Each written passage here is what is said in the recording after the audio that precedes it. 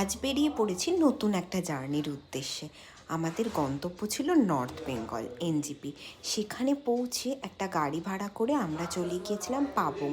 সেটা হচ্ছে একটা অফবিট কালিম্পং।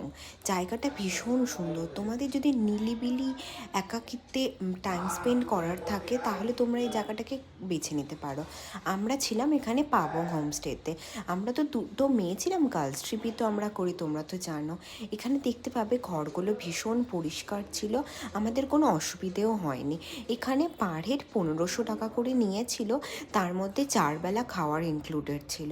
দেখো আমি তোমাদেরকে রুম ট্যুরটা দিয়ে দিচ্ছি। ঘরগুলো ভীষণ ক্লিন।